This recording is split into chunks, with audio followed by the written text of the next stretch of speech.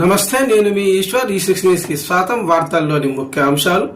జూబ్లీహిల్స్ ఉప ఎన్నిక కోసం పార్టీలు సిద్ధమవుతున్నాయి. ఎమ్మెల్యే మాగంటి గోపీనాథ్ మృతితో ఇక్కడ ఉప ఎన్నిక జరగనుంది. సిట్టింగ్ స్థానం నిలబెట్టుకోవాలని బీఆర్ఎస్ భావిస్తోంది. ఇదే సమయంలో కాంగ్రెస్ ప్రభుత్వం కొత్త వ్యూహాలు అమలు చేస్తోంది. ఇప్పటికే ఈ ఉప ఎన్నిక పైన 3 మంత్రులకు బాధ్యతలు అప్పగించారు.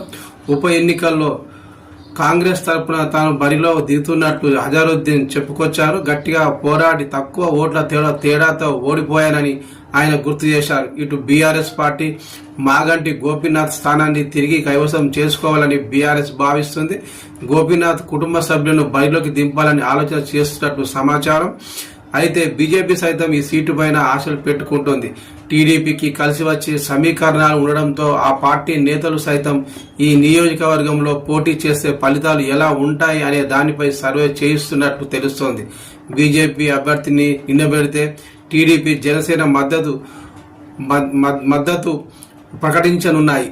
దీంతో ఎన్నికకు సమయం ఉన్న 3 ప్రధాన పార్టీలు ఇక్కడ అభ్యర్థుల ఎంపిక పైన సర్వేల ఆధారంగా తుది నిర్ణయం తీసుకున్నాయని తెలుస్తోంది.